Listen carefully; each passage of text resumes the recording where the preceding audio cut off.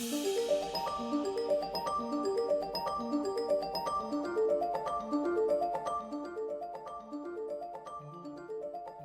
see that countdown come through? Yeah. Do you get countdowns on your apps that you use? I just saw you do. Yeah.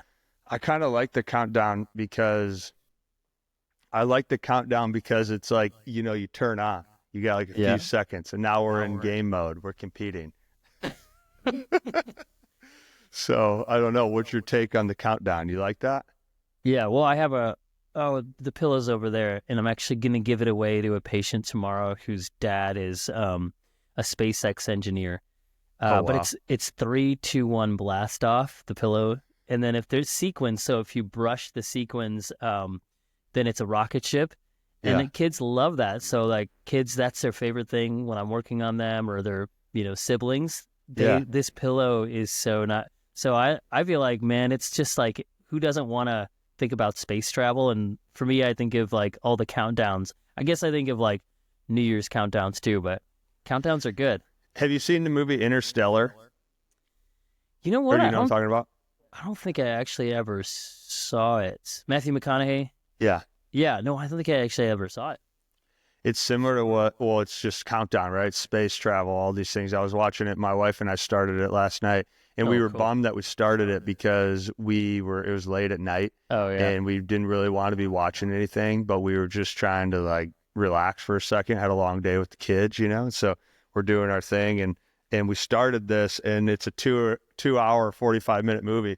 And about 45 minutes into it, I looked at her and I was like, I hate that we did this because like we have to get out of this now, or I'm gonna be up till 11 o'clock at night and just be exhausted tomorrow. But yeah, we nailed into that and Interstellar, and I've watched it before, but it's just fascinating the dimensions and the jumping of it. I can't explain it well enough, and I don't necessarily, if people are interested in going and watch it, but there's a part in the movie where they go through like a wormhole and they change dimensions, right?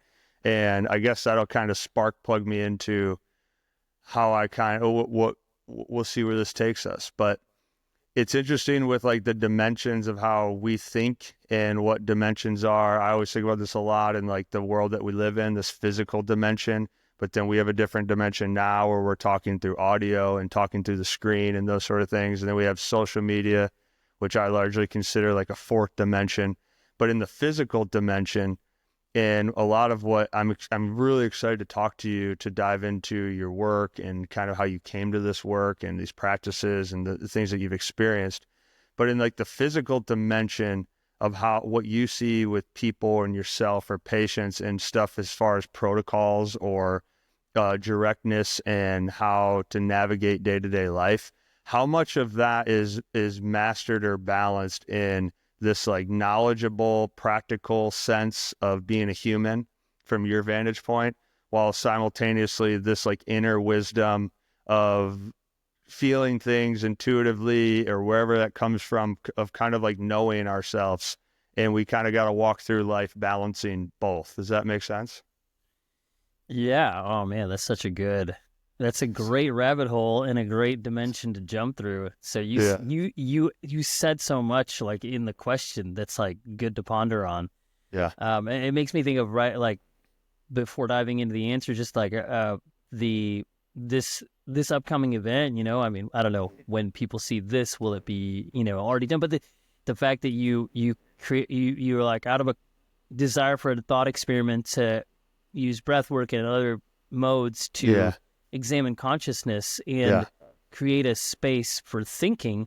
I'm like, what isn't towards that we can imagine? And I think thinking, if we look at it broadly, like bodily thinking, emotionally thinking, just existing and being and existing. I feel like those are like containers for all kinds of work. And we were, my wife and I were just settling in here to Santa Barbara. It's only a few days in, but we had a date and we saw this as a poet, and she just shared about her work. My wife's also a poet. So just shared about her work and her poetry are their portals to go in and talk about grief and healing. And and to talk about pain, but also joy. And so, yeah, I mean, I feel like that's like, to exist is to look at, we are people relating. And when I have like conversations with like you, and then people who come in to find like an avenue for healing, like that's what I mean, you know, of course, as I am a body worker, this is what they come in for, is they want bodily healing. But often the question comes up, they're like, do you think this is from my stress, my trauma, my things that I've been through that's creating a bodily issue? Or do you think my misalignments or fascial restrictions, or even the airway work that I do you think that is the root, or what is the root? And I said, good question. Like, let's dive into that and consider all the things, because we need to. If we don't, then we might not get to the root of what is actually going on. And so for me, like, if I work on a mechanistic protocol way with like, here's the steps that I do, and here's how I work through your body, and then if there's space, we'll get into the other things, it doesn't go well. Because then like 2, 3, 4 sessions in, then I'll find, oh my gosh, yeah, your pain that you got when you grieved the loss of your mother, and that was 3 years ago, was the reason that your left trapezius was not functioning. So I wish I could have gotten to that the first time. And so I really endeavor to delve in the first visit with people to what's going on, what can we talk about? And we don't spend a ton of time talking, because in the middle of the body work, we'll bring up things. I'll ask questions, and I'll say, hey, I'm feeling, sensing, knowing, or wondering if I'm knowing that issue that is up here, is it, you know, in your head and your trap, is that anything to do with? And so, yeah, and then I'll get these intuitive, you know, kind of leanings and messages and empathic messages. And I'll say, look, correct me if I'm wrong. I don't know everything. And so if this is not tracking with you, please just know that we can go a different direction. But if it is, let's go deeper. So whatever we can go into as deeply and broadly as possible at the forefront, I feel like we make such, you know, such further, more, you know, quicker progress with people. And for me, I think I was thinking about you, and how you merge art and science really well. And it's like, appreciate that. I think we need that, because if I'm not merging that with myself and integrated when I'm with people, then I might miss the simple, subtle messages that are coming through that might be the answer for what they're coming into me for the first place. So yeah, that's kind of my thoughts on that. Well, the first thing that's beautiful, the thing that I think about right away, and just, you know, still getting to know you and listen to you. And there's one question I like I said, I never really, like, we're just hopping on and rapping for a second. Sure. There's one thing I definitely do not want to miss out on, and I have it next to me, so I'm gonna make sure I ask this at some point. But as you're talking, you know, something that I've had to personally work through, because I think it's a two-way street, right? When you're working with people, you're practicing, you're trying to help somebody, you're trying to heal somebody, trying to improve them, those sort of things. Well, you're also a human doing things too. You're processing things, your own past traumas, maybe injuries, things that you're maybe thinking about in the future, whatever. You're still the same organism. And so you said something there that was really powerful to me about you use intuition, and you kind of try to empathize or try to understand what they're saying, the patient in that scenario is saying, and maybe you might be wrong and you need to adjust.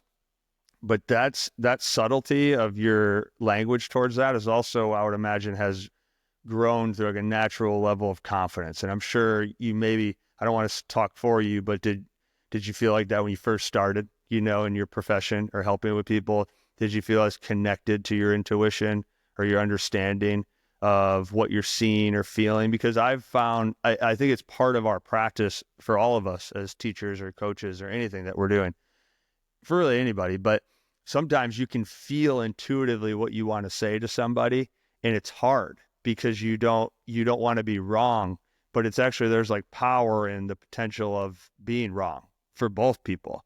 Does that make sense a little bit of where I'm going with that? Absolutely. Like, how have you found your voice in practice?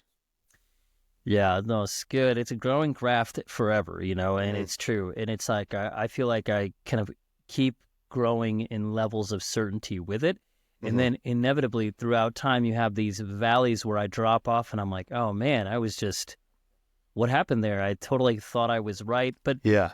I think the way that I look at that is that there's so many ways to talk about this because take your time. Yeah, no, I think it's a great topic because, there's intuition is one of my, I call intuition one of my greatest teachers. There are many people who are my greatest teachers as well. And I've been kind of flowing with intuition from an early age, really aware of it, like in my, formative years, like 8 years, 9 years, 10 years. Yeah. But, that's like applied to life in conversations with friends. And I'm talking with them and, even at 12, 13, 14 years old, they're sharing deep thoughts and like concerns. And I'm just like, well, have you thought about this? And and I didn't realize I was hearing some of their thoughts empathically, but I also just felt like I loved them, cared for them. So I wanted to think for them. So it came so naturally for many years, but it's very different when you merge something you might flow in with life to then something where people are coming into you for a service, modality, a distinct goal. I actually have these instances where people come in and they're like, my tennis coach, Steve, he's referred countless people to me. He's like a life coach that uses tennis as his medium. But he's like, my tennis coach referred me in. I don't know why. I just feel like I've got a lot of things going on. I'm, this one person, she's like, I'm retiring as a fire chief and I've got this desire to live in a different way. I just need a life makeover and I'm here. And I'm like, let's start. And we start with the body as a way to enter in. And so even with that person, if I'm really thinking concretely, there's things in the beginning, back in like 2017, when I first started seeing this person, where I would wonder and I would tiptoe and I would wait until later on in our relationship, in her coming in for bodywork, to bring things up. And I think it's really beautiful because there is like a natural, when you sense somebody's ready to hear something, when you know that maybe you don't have as much certainty about something, so it's really wise to hold on to things. And for me, I hold on to them until they can't be silent. And I mean, now it's like if I feel something, I'm pretty sure that it's probably relevant. Yeah. In what way, I don't know. So that's where I start abstractly with the language, and I say, I'm wondering if it has to do with this and this time of your life. And you're starting big here. Starting broader and then narrowing in. Yeah. And I'm aware too that when like somebody might respond to that and say like, no, that doesn't line up at all. And I'm like, okay. And then I'll just leave it. And then a little bit later, if it keeps coming at me in my subconscious, conscious mind, I'm like, so just bringing it up because I don't want to miss something, and I'm totally okay. And so anyways, I'm just kind of talking through how I normally this is perfect. talk. And then I'll say, so I don't know, just can you think of like, maybe it's a friend, but maybe it's somebody you just have had some kind of relationship with, and it's, and the pain that we're talking about is like, anyways, coming from something you experienced there. And they're like, no. And then they're thinking and they're like, well, yeah, actually, now that you say it, so sometimes you have to really like stretch and poke and prod people, not like in a coercive way, but just in a helpful way. And then usually some people are like stiff no. They're like, nope, nothing, absolutely not. And I'm like, totally cool. 3 days later, 3 weeks later, that might be like, that thing you said about that person? Yeah, seriously. It was totally that. And I totally forgot it. And some people have no memory from that phase of their lives. And it's through the questions that we talk about, and maybe they go home and they ask somebody that fills in their dissociation, right? Their memories. So I feel like it's what I teach in my movement workshops. I teach intuitive movement, or I have taught that. I've taken a couple of years off, but I involve it in any workshop I do, like the one I just did in Reading. Yeah. As I say, we like whether we're talking about moving intuitively, or if you have this action that needs to come out of you, like you realize you need to talk to somebody about something, or it's like, don't hold back, because honoring and respecting the little nudge that you might feel inside might lead to you receive a lot more information, or they get a lot more information. And who knows, that could be pivotal in changing yours or their lives. So I've learned through a lot of mistakes, like Harvey, that's like, I'm like, there's so many times I didn't follow it, and I see what happened because I didn't. And so I kind of look at the cost benefit analysis in the moment of like, is this time or not?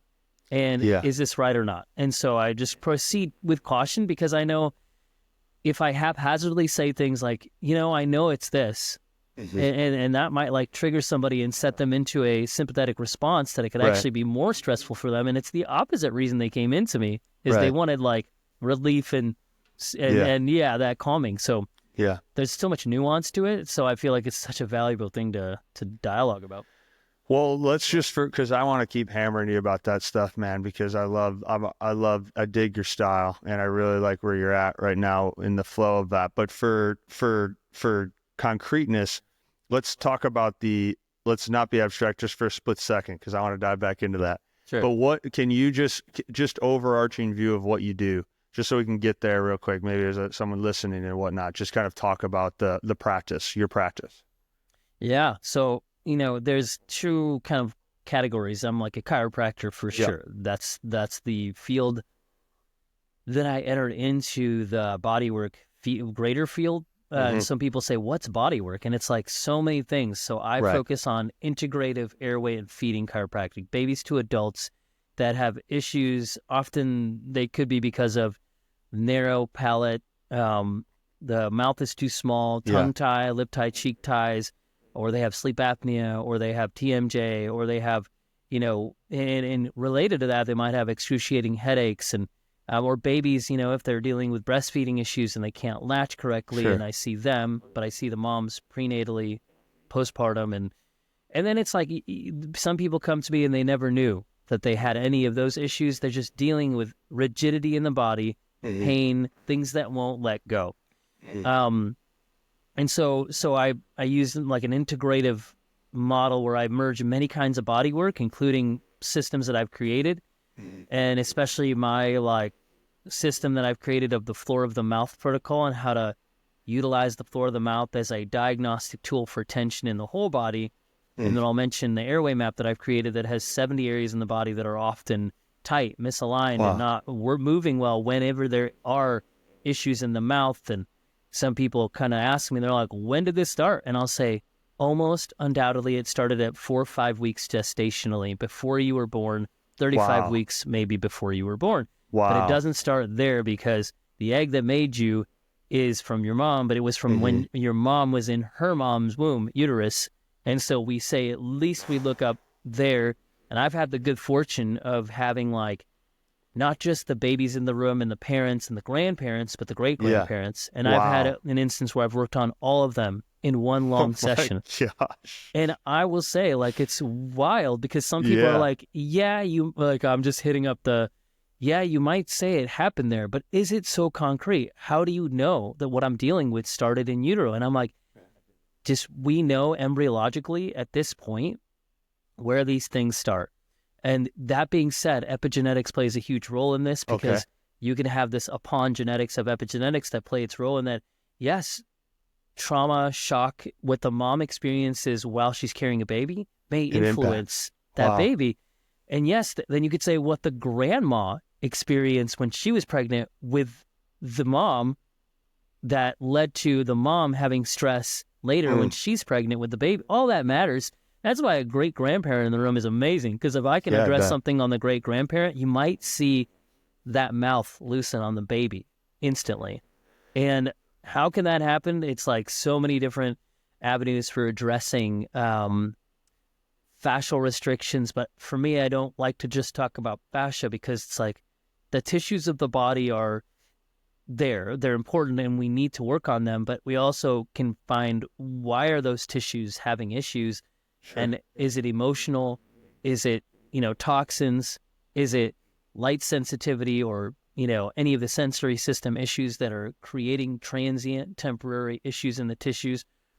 Or is it really a tongue tie that's just so restricted that it's just inevitable that needs to be released? So that's like my best way to like summarize. I don't know if I got you what you were looking for, so tell me. Oh man, in so many ways. Yeah. I mean, for me at least, selfishly, selfishly, you got me going. Well, I that's good, have, man. then let me ask you this based on that. It just so I can get it off my brain and because there's so much in there that I love. There was a thing that I was watching you were doing with a patient. You were putting I'm looking at it right now so I don't forget. You were putting your pinky finger into the nostril and you're releasing, but you found it was an issue with the arch of his left foot. Do you know what I'm Yeah. talking about? Yeah. So, That's Steve. That's Steve. okay. Okay. Yeah. Oh, Tennis perfect. coach Steve. So we're riding with Steve today. Shout out for Steve, Totally. supplying Yeah. a lot of our energy. Okay, now that Yeah. I got that off of me, that Yeah. was the one thing that Yeah. I just before we got on that I wanted to touch on. Yeah. And the reason I'll come from a background, then I'll hand it over to you and you take it and run. One of the reasons is because as an athlete, former athlete, I've worked primarily, I don't even know, safe percentage.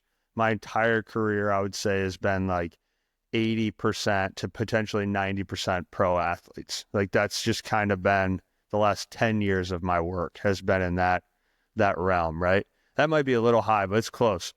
The point I'm making is that it's specific and it's narrow and it's very like fine-tuned. I have somewhat of an idea of generalized population. I've worked very minimally with large variety of people. I have a little bit, but not aggressively in the last couple of years. But one of the things that I find a lot with athletes is a guy's shoulder could be hurting them and you find out it was their left ankle, right? Yeah. And it's always these things. So it's a lot of what you're talking about. I'm not saying it's different in any way. It's hard for me to see outside of that, but that was the reason why that content like really grabbed a hold of me because so much of movement and especially pro athletes who are doing the same thing regularly, their bodies essentially form to their natural patterning and they're unbelievable compensators. Like they find a way to self-correct in real time all the time. And there's just a lot of things that you have to suppress in sports to continuously like move through and play.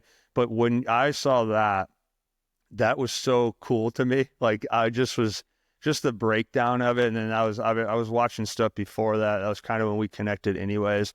And I will go into some airways and I'll tell you a story about myself as well, which is one of the reasons why I am really fascinated to listen to you personally. But if you can walk me through however you hear the question about that specific post, it doesn't even have to be Steve. It's just what you're saying there, you know, or what you're studying. Yeah, no, it's so good. And I love that. You know, it's like, I can't wait to, we'll have to do round 2 or I interview you on mine where we talk more about you, of course, because I want to know more about you, and this is a fun way to do it. But I really love that, like and you're, it's Major League Baseball, right? That's been like one of the main, like it's been my area. It's been your area, which I love. Yeah. And I would say like Steve is a good place to talk about this with because so he's sent me, I don't know, hundreds to 1,000, tennis players. Sure. And this is what they do. But I also love taking care of dancers. Right. And, so I have a lot of athletes who I've seen and it's really wonderful because they use their bodies in a way where you get to see these compensations come out at play where they're like Steve looking at his right shoulder. He's like, I'm feeding balls all day long. And it's his right shoulder. It was crazy because, so I'll just go into this for like a minute. Yeah. But it was his shoulder and his elbow that were so massively an issue when he first started coming in. That guy, we've worked through so much. And I can imagine. And it was trauma that happened like through a merry-go-round and somebody pushing him too fast at 4 years old that came up in a session. And when we brought that up in a session, his elbow let go and he passed out for a moment. Wow. And he came out of that with his elbow healed and his shoulder way better. So he remembers that. He brought it up because when we were I had him present at my conference that I just did as like somebody we've journeyed. And he shared that, and he's like, I'll never forget that. And I was like, I'll never forget it either, because that's like when we talk about like you said, the compensations, I'm like, where do things come from? Yeah. And for sure, there's a lot of mechanical things that like, in this is a good example where he's lying on his back on the table, and I'm checking him because we've been working on some of this. So I checked him intranasally, and as soon as I got to that left nostril, he just stiffened. I could feel and sense his whole body just tighten and stiffen, and it was painful. So I knew right then, like, that's too much. He's too sensitive for the amount of pressure that I'm using. I had the benefit of contrasting that from prior sessions. So I asked him to, I kind of muscle tested him, muscle test like this, and then I intuited, and then I had him stand up, and I checked it again, and it was still too sensitive. So then, left medial arch came up, and I looked, and I said, oh, yeah. So I just got, whatever I had over there on the table, and I put it under that left medial arch. And as soon as I put that under his left medial arch and rechecked that left nostril, not only was it way, way, way less sensitive to my pinky, gloved pinky, those nasal concha or turbinates, use same word to describe these nasal bones. And not only did it make it way less painful, because that was such a key, then his body relaxed and it opened up and aligned with very, very, very great ease. Wow. And so I just know, some people are like, I just appreciate that you're so gentle. And I'm like, well, I do, but I can go deep into structural integration when it need be. But in his case, I'm like, I tactically, it was about gentleness because I never want to create more harm than what's needed. But I also could see, there's something else and something else. And if we clear the something else's, it doesn't need to be so hard and so firm and so painful at all. So he was like, wow, that was like a really beautiful moment where I'm like, man, I'm so glad we got that because he needed to breathe more easily. But the answer wasn't to just open up the nostril. It was to help his left arch. And obviously we have more in place to help that on a more permanent level, but that was a great place. And that's just that's just the connection of the body, right? You're just basically, it's all aligned. I think that's what I hear continuously as you're talking, because that's what you're trying to see the whole body. You said that earlier, right? Like you're trying to see everything, and you're even involving emotions and thoughts into it. So now the entire organism as a whole. So let me tell you this, when I don't think I've told you this, tell me if I have. When I played professionally for 3 years with the Brewers. I was in their minor league system, and I was playing. I'll just give a really short version of this. I was really talented in high school, and I was close to being like a draft pick out of high school, but not high enough. So I went to college on a scholarship, played there. When I was in college, I had 1 year right before the draft where I was really good. So I was going to be. That was like the one time in my life where I had a prospect status. But the point I'm going with this is skillfully wise, playing potentially in the big leagues, Major League Baseball was very in line with my talent where I was. And then I have an elbow surgery. So I have Tommy John surgery on the UCL. And that was 2009. Sorry, I'm just thinking through this. 2009, I come back. I really don't have feel. I had a lot of nerve stuff in my hands and whatnot. I end up transferring to a college in 2012. Then I have some shoulder pain, which I still to this day have a big calcium buildup, scar tissue on the back of my shoulder. And from I've passed all my physicals over the years, or I did back in the day, but it was potentially a rotator cuff tear or a slap tear. I don't remember what it would have been. This is over 10 years ago, but something along those lines. And then I get to pro ball, and I was not as skilled as I was post surgeries, but I was still talented enough and successful enough to play professionally for a few years. And then my third year of professional baseball, I came down with the yips, and I'm sure tennis and golf, all kinds of sports like that, basketball, all the yips at the free throw. Essentially, I was having this massive performance anxiety. And in spring training that year in 2015, I physically could not throw a baseball. I could put a ball in my hand and I could throw it, but I had no idea where it was going to go. And they tried to work with me mentally, physically, all the above. The organization would try to help you and whatnot for about 3-4 months. And about 3-4 months later, it was, I couldn't play in a high school game. My skill set was gone, and I got released. And that was how I got into breathing, because I didn't want to take any drugs at the time, because I was going through somewhat of a depression. I had some anxiety. I obviously had a ton of anxiety, which that hyper aroused state became like a hypo, and I became like depressed as a byproduct of this anxiety that I was experiencing for many months. And I just mentally, competitively wanted to not take medicine. So I got into breathing, and I started doing breath work. And that is what exposed me to my work now. This is like over 10 years ago. But the reason why I'm telling you this is I have braces on the back of my teeth currently. I'm trying to widen the palate. Yeah. I'm a mouth breather by trade. I have to tape my mouth. Sometimes when I work, I'll tape my mouth. I tape my mouth for sleep. I have a very narrow palate. Like if I didn't have this beard, you'd be able to see it. If you were with me, like you'd see all this stuff. And my airways have had issues. I had strep throat my whole life, like just all kinds of scenarios.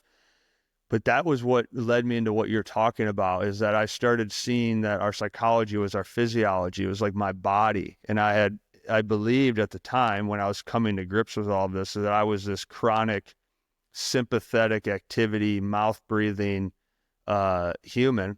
Yeah. And it turned my system on so aggressively that it broke in the sense of anxiety. Like I no longer could perform in my sport. And then what was weird about it is I started to do breath work. I started to try to strengthen my jaw. I've been trying to I've worked on my face and whatnot. Things of like my thoughts have improved over the last couple of years. My retention of memory has changed. Like just things I didn't even know existed. But when you're talking about all this stuff, you can probably take it deeper, way deeper than where I'm at. But that is what got me into breathing. And I never intended to have a career out of it. I was trying to just figure out what was happening to me. And it's weird because I've said that a lot now. A lot of where I think the demise of my professional career was airway driven, breathing driven. It had nothing to do with, I shouldn't say nothing, but my thinking was not the product of the anxiety. It was stemming from the way in which I was breathing, which turned into GI issues and all kinds of stuff. But yeah, I mean, what are you hearing when I'm talking like this? Oh man, yeah. Well, first of all, thanks for sharing. I mean, I know I've heard a little bits. I probably heard a little bit of that, but not only from picking it up in different, I think things that you've shared. But yeah, man, what a journey! Like it's like that must have been hard just to super hard. Go through that. And I grew up in Illinois, not too far away from Michigan, Minnesota area. Yeah. Because it was Milwaukee, right? That's Milwaukee. That's where the minor league. I was in Appleton, Wisconsin, in their minor league system. Okay, right. Yeah, so sure, it's this slope. I don't want to call it a slippery slope, but it's this crazy non-linear thing where everything's connected, and inevitably, it's like you had such restriction in the ability for that airway to function. Yeah, it's like the gut gets affected, as you mentioned, and then the elasticity of the tissues, they just get affected, and the recovery time and the resilience that your nervous system has, let alone, your actual, like the body, even though it's all so connected. So, man, it's amazing that you've like, were able to like find breath work, find like what you're doing now as and just what even you're pursuing personally, because you can feel and empathize with like what people go through when if you I think I have a lot of people that like they're like, I'm like, they're referred to me from like airway experts that are doing the whether they're like a lot of people coming in here in Santa Barbara, I mean, I love that I get to collaborate with these people who, like orthodontists and airway centered, dentists and ENTs and et cetera. A shout out to Nicole Cantello, who owns, whose space I'm in, myofunctional therapy. She's Santa Barbara Myo. Beautiful. And she's a holistic therapist that works with people on how to help them optimize their airway and breathe properly through their nose, nostrils whenever possible. And so she's a great collaboration for me, because we're like, how can we help these people with all these processes? But, usually people are like, I'm like, how did you begin? Like, I know you're coming in because you're getting your palate expanded and you're getting, tongue tie release and you're getting this, and this. I'm like, but what started? They're like, elbow, my elbow, my shoulder, my jaw, like it's like a pain in their body that so wrecked them or affected them that it led them to seek out things. And I had somebody come in I've been to 12 people, and I'm finally feeling like with what we're doing with the body, and I'll give this one example. Oh, it was his right foot. I was working through his body. I have a 9 series that I do, and it's a system that I've created called embryology. It's not the embryology term that's the anatomical Logy, it's Lojy, because that's a nod to my Indian heritage when we say let's go Dadaji. That's when we tell our kids, hey, we're going to see Dadaji and Dadima. Dadaji is grandfather. So it means to honor the dad, but it's not about that. I created a movement practice that would honor the embryo, that would honor not only what babies experience in utero, but honor the moms that give birth to them, the parents that give birth, and the heritage there. So it's a 9 series that I created, 9 months of gestation, 9 series, but it's very categorical. We go through the entire body. And then we also talk about gravity and how gravity affects us. And anyways, I didn't mean to go into the deep explanation of that. Yeah.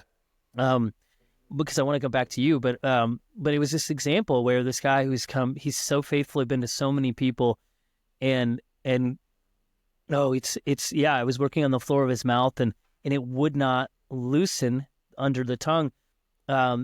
He's had, kind of a lot of breakthrough with his airway. However, his floor of the mouth wouldn't loosen, therefore his tongue wouldn't elevate as much. Therefore, his cranial bones were so tight and restricted that he was getting multiple of symptoms. And I was like, the floor of the mouth is not loosening, and I'm not going to use any more force than what's needed, especially there. It's so sensitive. And so I could test and feel it was his right calcaneus, his right heel. And then I was working on his right calcaneus, and it wouldn't let go. It just, I was like, this is not adjusting. I'm like, I could try to dig this thing out. So I went in deep fascial work into the gastroc, the calf muscles, the Achilles tendon. I'm like, it is just so rigid. So I'm like, all right, let's see. Is there anything else going on? Yeah. And then I started to get these intuitive senses of something he was writing or not writing. And I said, are you journaling? He's like, no, I'm not right now. And I'm like, okay, something to consider there. And so I gave him this assignment, and it was an expressive writing assignment to journal about some thoughts that he's having that he needs to get out there on paper. And he was working on a leadership class that he was taking to implement into his field. And he's just working with a lot of people and structuring their, high level finances and things like that. And so anyways, so he had homework to do later, but in the moment we went into what was missing from his daily practice. And as soon as we did and uttered aloud that book that content that he's needing to write that he hasn't been writing, his Achilles loosened and his calcaneus adjusted, and then the floor of his mouth loosened. And I'm like, and then his sphenoid and his ethmoid, loosened, and the pain he was experiencing up here, that's what dissipated. So I'm like, I don't know how to get there unless we step by step follow these clues and intuitions, because there was no linear reason that his right calcaneus should have created all of that. Although, yes, my airway map does use the ankle as one of the main points in the 70 that affect the floor of the mouth, but still, who knew that we would need to talk about him writing? So that's my thoughts of that is that just a bundle of energy in the conscious, you think? Is that in the consciousness? Maybe that's in the subconscious or just conscious. Yeah. It's stuck in there, and then that flow of energy released through the body is what I'm hearing. Yeah, I think for him, it was in his, subconscious, unconscious, because he wasn't really aware of it whatsoever. Right. And so then as we brought it up, and then as he meditated on it later at the beach, he went to go do the assignment at the beach, which was, actually he didn't do a written thing. He did a voice memo. I'm like, that's totally good. It's just getting the thoughts out there. Get it out of you. Yeah. So I think it is. I think there is this capacity and this, container of energy we have, and we have our intents and we have our actions, and it's all swirling in our consciousness. And so in him, I think it was there dormant. He didn't have awareness of it. And then when we brought it up, he became more aware. Oh yeah, that's true.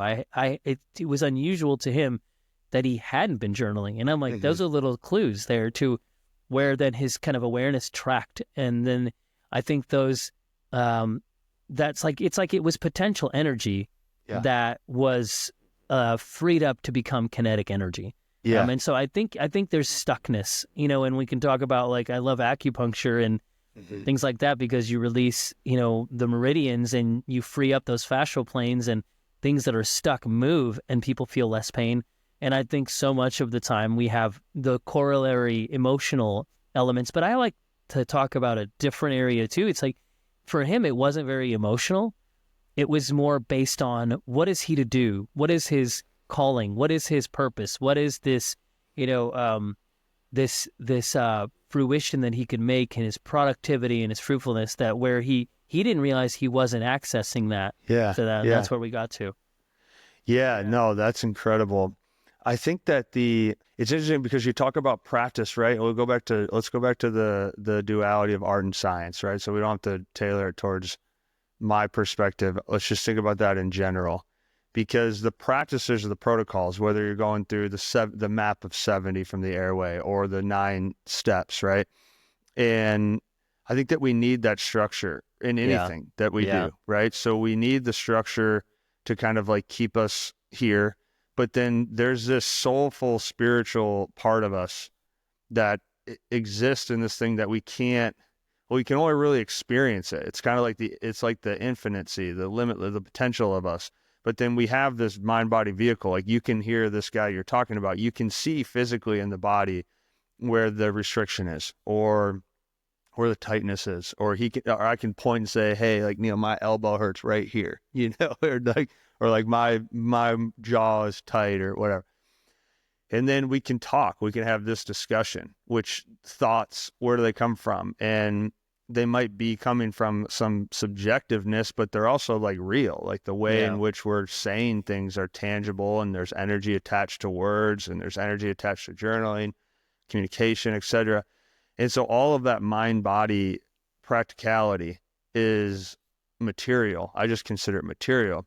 But then we have this spiritual side of us, this soul in us, that is like wanting to experience the full expression of whatever this is, which we get the most out of that expression when our mind and body's healthy, right? I mean, I would think we would, I don't want to say we agree on that, but I would think we agree on that, right? Yeah. And so then, like, I guess where I'm going is like, what's the point? Because in that scenario, if the calf heals up, or I do something with you and I come up with a trauma from when I was 12 and it comes out of me, I don't even remember it, and I get a release. I'm sure you've had lots of them. I've had many not many, but I've had some profound releases in my life that have literally changed the trajectory of my perspective and transformed me. And those are incredible moments. But then you come back to reality, and now you're back in the mind body, and like, so you see where I'm going with this? And it's like, no matter what, like, pain still follows us all the way to the end. If we release it from the calf, at some point or another, it's going to come back somewhere else. And I think a lot of that is signs into our spirit. But I don't know. I think that's what makes teaching or being a practitioner or a doctor and anything of these professions so powerful. Is like, my last book I titled Without Words, because after 10 years of trying to say what it was, I realized, like, at the end of the day, I cannot help anybody, because I can't tell you. Like, I can't put it into words what you are or what your energy is. And you don't have to agree with that, but Sure.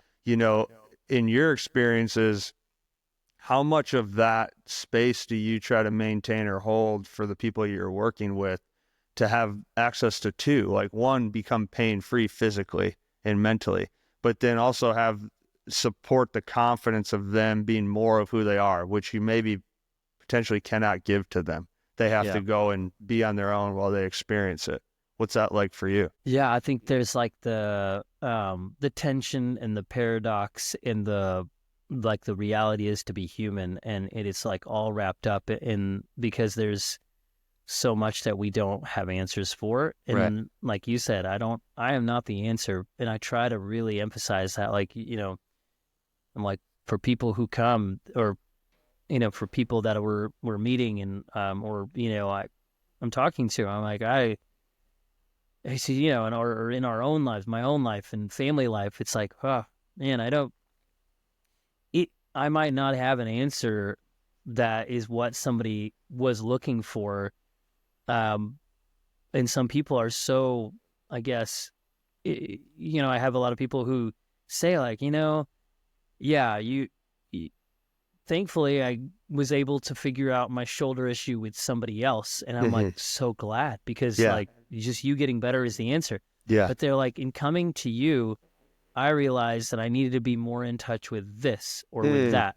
Or Powerful. they're like, or I didn't even know that I have this issue in my body, and now I feel how much better I feel because that's addressed. And but I think the to hold space for like people and saying like that there would be, in whatever way that people want it, like we would see change happen, and that this would benefit you, that what we do would benefit you in all of the journeys that you're on. And so I love that, because I love celebrating when people have like big moments coming up, events, like sporting events or performances, or in their lives, they're marking them with these milestones. And if I could come alongside and be an agent of relief or change or anything like that through these moments, amazing. Like but I think like, that may be more like what, holding space is so important. But I couldn't help but think of this one person as you were talking, when you said something like, what's the point? And I know you went a different direction with like, what's the point? Because you were talking about like, what is this for? And because some people, we need to like say that they're going to go, I'm seeing them in this moment of time, 5 years, 10 years, 20 years. I've had some people who I've seen for like, from 2014 until just when I moved, so for 10 years or 11 years, I've seen them, and I've seen crazy, amazing things that they've been through, and challenges and benefits. But, so kind of like in this phase, like I often am referred to by people who are like, we don't know what this person needs. They've been to so many people, and we just thought maybe if they saw you, it would help. They don't know why. But this one person went through this amazing procedure from an amazing, provider, and it was, a surgical procedure to split the maxilla, to widen the palate. Yeah. And it was a bunch of other orthodontic procedures that were like, I've seen so many successful cases of people that I'm talking about where they were working with these experts. And this one person then, kind of came back to one of those providers years later and is still dealing with issues that happened after the procedure. Like the maxillary split would cause so much change that it was too much for that system. Sure. And so then that person, she saw this provider, and he said, you need to see Neel. So a year ago I saw her, and it was 6 years after she had that surgery. And so for 5 years, let's say, she had been dealing with prosopagnosia. She couldn't recognize faces.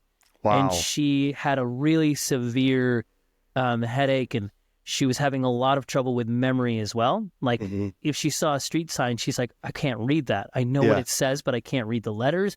That's not just memory. That's memory, all these other areas of the brain. So like in that session, intuition led me, but we worked on the floor of the mouth, and we worked on different organs that needed to be freed up fascially. And we went through this 3-hour, 2.5-hour session, and then we did another one the next month, and she got back nearly 70% of everything. That's and she's incredible. like, I can recognize faces. I can, and it was because we needed to get into the architecture of her cranial bones and correct what had gone too askew by too dramatic of change. And I'm like, theoretically, maybe if we had the body work for her before the procedure and right after, like I do with a lot of people, that would have mitigated that, and it would have saved her from like the 5 years of this kind of issue. But what I deal with is like very linear goals people have when they come in, because they usually come in and so I'm like, yeah, this would have been amazing if we could have done this before, but thankfully we met each other and you're coming in now. Right. And so from that moment forward, she was like, wow, I am so relieved that that's not a permanent thing that I have to live with. And I'm like, yes. So I guess I also like somehow feel like there's a message of hope needed with like some of this stuff, where it's like, it's not too late. You know, for you, it wasn't too late for you to find like a pathway towards like a calling.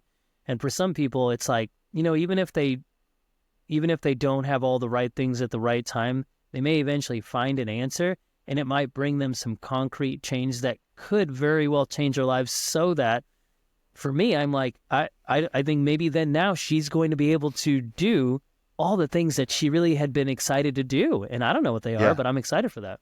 Yeah, and I think like it's all a matter of a perspective or a worldview and the way in which you want to take that story. You know, like when I hear that story, it comes in the form of needed for that individual, regardless, because it is what it is, and it was needed for the expansion of however she's going to take that, right? And so now you see the potential of what can happen. Like if you don't have those 5 years of that pain, 5 or 6 years, do you have this crazy expansion of what can be now? What can I accomplish? What can I become now?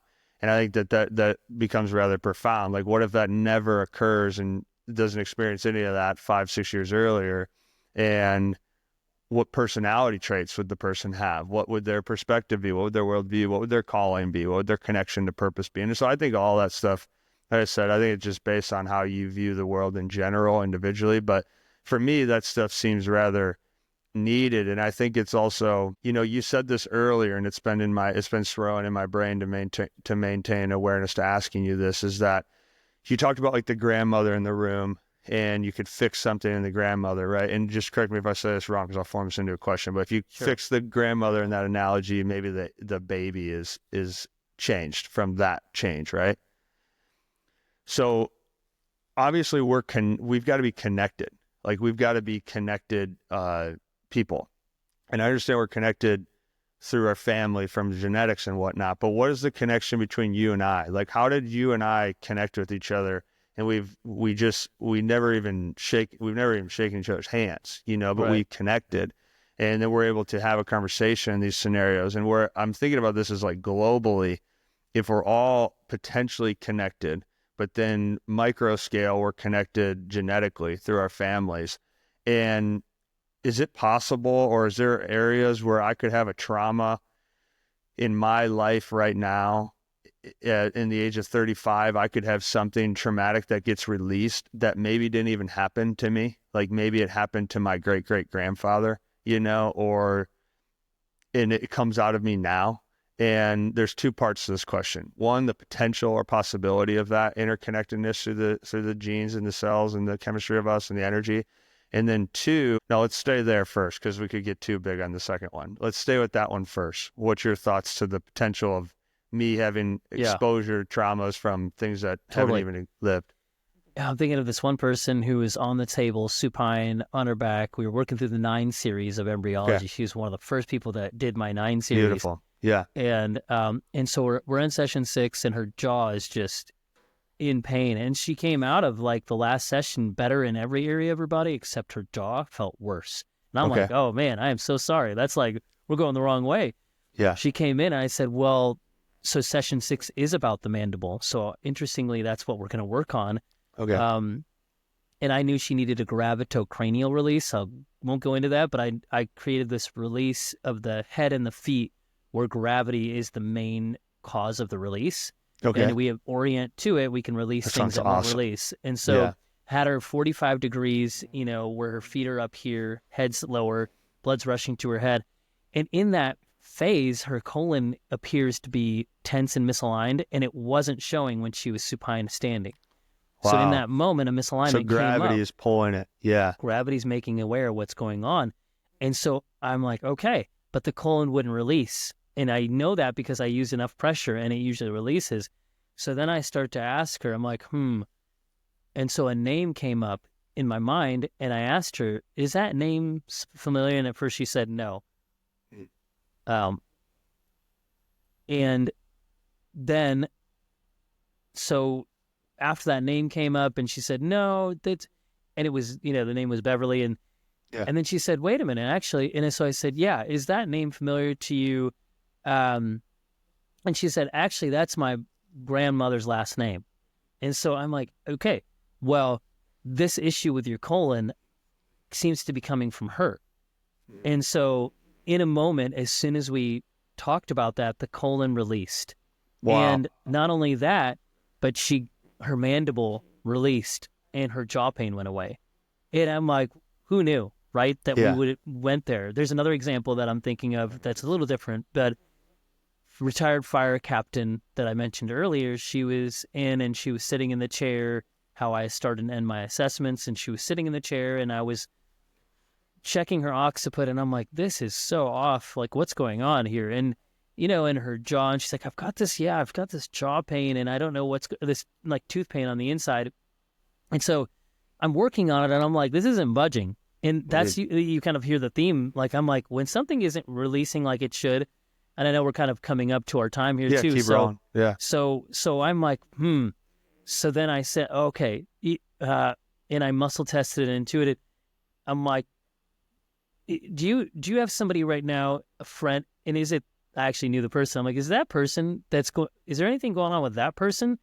And she's like, yeah, she just went to get dental work yesterday and she's been complaining about jaw pain and tooth pain. And I'm like, oh, so this is actually not your pain, it's hers. Because you didn't have anything going on there. You've had no dental work recently, and this is exactly where it sounds like she had her dental work done. And so that's outside of the family. This is outside of the family. It's a friend. And so I think we carry these deep empathic connections with people that we're in life with, and sometimes it's a good friend, and sometimes it's a family member, and sometimes it's just somebody who we used to be in deep relationship with and maybe no longer are. Because those soul connections, soul ties, those deep connections, they're immaterial, but they're sometimes a very, very kind of interlocking thing. And so I'm like, okay, well, I know that part of this is I'm not doing this so that I can unlock your cranials in your jaw. I know that if this is happening in her, she's really the goal here. We need to help her. So are you going to see her? And she's like, I'm going to see her today. And I'm like, just go ahead and let her know what we experienced and let her know that you feel what's going on. And I know she's open to this. So just ask her to check and see before and after. So she's like, okay, I will do that. After we had that conversation right there in the room with her in the chair, her pain left. Wow. And so then but I'm like, yeah, that's great. But the goal is the friend. So we ended up talking later, and I checked in with her, and she said, yeah, same thing happened with her friend. When she empathized and could feel and could utter aloud the connection there, that person stopped, the pain in their mouth stopped too. So I feel like these things, I don't know. It's a beautiful story. All of the ways how, I don't understand exactly the mechanics, but by now I think it's just true, and it shows up so much, and we are also connected. And how connected are we? Inextricable in some, ways, and some people have more and some people have less like bonds with people. But all I know is to explore those, because when they show up like that, I'll know this was worthwhile that we went this way. Yeah. Do you mind if we go over a minute or two? I ask you one more question. Yeah. I just want to ask you another question around this that is really coming to me, because your perspective, you just can talk broadly about your perspective to energy, right? And the energy of all of us and how connected we are and energetically. Because I'll prompt you for a second. One of the things that's really and I think this is a natural progression of maturing in general, but one of the things that has been so apparent to me is the energy of every thought even. Yeah. And that's where I think when I've really connected with that understanding, my meditations have become naturally deeper, and my ability to just become aware of awareness, to kind of like step outside and just become aware of the awareness and how I circulate energy in life and being able to feel things that come up.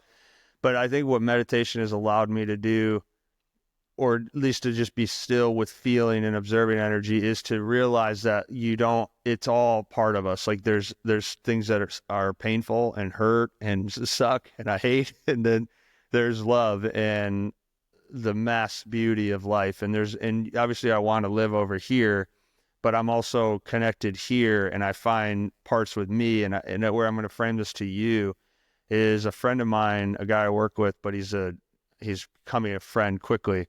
He said to me the other day, he said, he's an artist. And he said, he goes, your art mirrors your state of becoming. So as you continuously evolve into becoming more of who you are, your whole life, there's a mirror showcasing your art, and it's coming right back to you.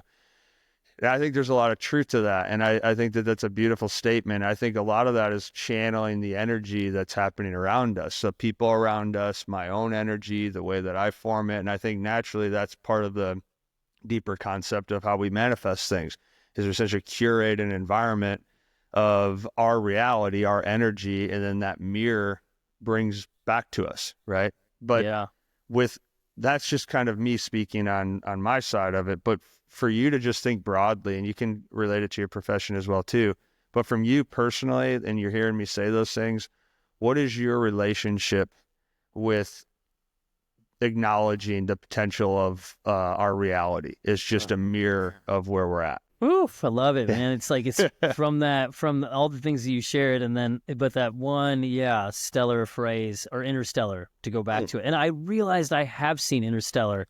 Yeah. I totally was like, oh, I have seen it. And I loved it because I love looking at moments in life as event horizons and portals from which to go through. That's a reference here, is like so many moments, even us moving to Santa Barbara, it was like we had to go through many portals and change our energy or tap into what is true to make massive moves over a short period of time. That's to beautiful. Get to where we're here. And it's like, how could we be anywhere else? Mm-hmm. But if we hadn't said yes to those subtle hints, we would be still where we were. And that wouldn't feel, life-giving, even though I love where we were. So the art is simply the process of becoming. You said something a little different, but however you heard it is right for the moment. Oh my gosh, I love that. I think it is so powerful to think about art, because I think, like, even we went to see this poet, and she just said this one phrase. She's like, the early morning is the time when we have this opportunity and get out these empty pages, and we spend even 5 to 7 minutes writing, and all of a sudden I yearn for being awake at 4 a.m. journaling, like I love to do when I can be doing that. Yeah. Because the other thing you said was mirror. And for me, the page is a mirror to my subconscious mind. And so is, a voice memo, or so is a song that I sing, or so is, any interactions that we can have. I think that the journey of energy and manifesting and becoming is so like profound. Because if we're alive and we feel that, and we're like yearning in striving is not the right word, but we're just always looking. I'm just always looking for, how can I become more alive, become more aware, become more present to who I am and who I can be, to show up for myself and my people. Yeah. Because this is what life is to be, a vessel and or in abundance that we can, kind of give people around us. It's beautiful. What we need, what they need rather. And so, I feel, man, that's the broad of, but that's the power, that's the potency of, I want to flip to Steve, the tennis coach, but I don't want to relegate it to just my profession, because that's not what this is about. It's like what you said is such a good framing. It's like, how can we live with that awareness? And so he shared up on the stage with the people who, the people who attended in person and virtually. He said he'll always remember also when we were trying to work through some of the stresses that he was dealing with physically and all of that. And he said, and Neel had, me do art therapy. And so I led him on this journey of doing watercolors, and he became an artist for a period of his life where he got out, he diligently painted. He painted wheelbarrows carrying burdens and letting go of them. And I only gave him prompts as I saw them, But Yeah. there was another person too. She's same thing. They used art as a way to heal, because Wow. I nudged them towards that. But it was their volition, it was their desire and their intent, that put into action practices where they access so much of their healing, and that's what I loved. Is like, Steve, if he just relied on my body work, we would be nowhere compared to where he is now. We would Yeah. have had a lot of physical healing, maybe, yes, but the inordinate amounts of progress that he's seen in his life and integration and his, way that he's been able to transform, like, it's because of what he did. And I feel like that's like kind of a cool reference point back to like how we connected. And Yeah. I mean, you reached out and you said a simple thing. You're like, "Hey, man, I'm like digging what you're doing," and you just said a simple thing, and it Yeah. started a simple conversation on Instagram, and it led to, voice memos that you sent me and I sent you, and text message, and it's like, how could that not have happened?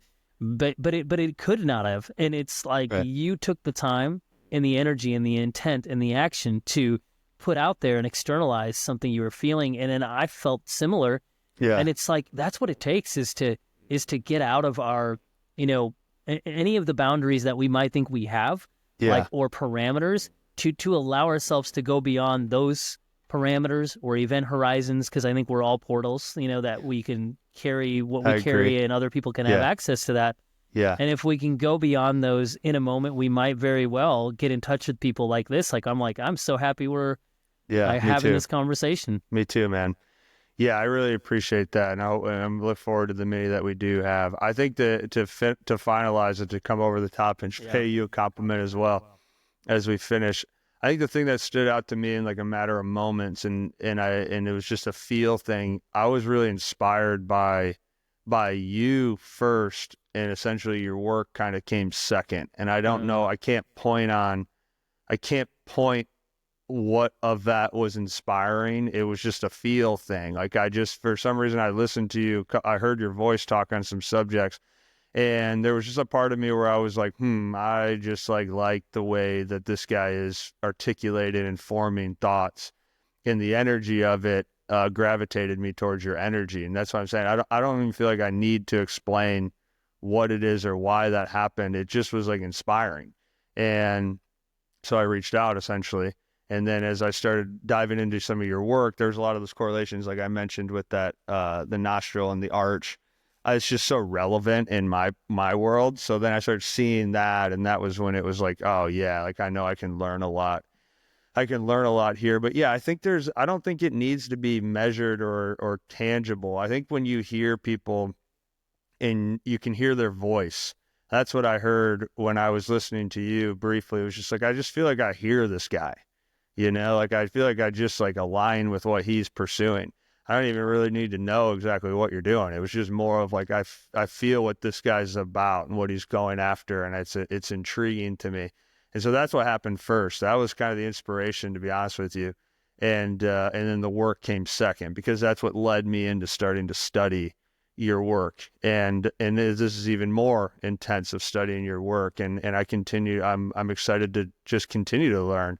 Because I really love the way that you come at your practice. And for whatever reason, I just can't say what it is. It just connects with me. I feel like I hear you for whatever reason. I just feel like I can hear what you're saying, and it's going through me and it's making sense to me.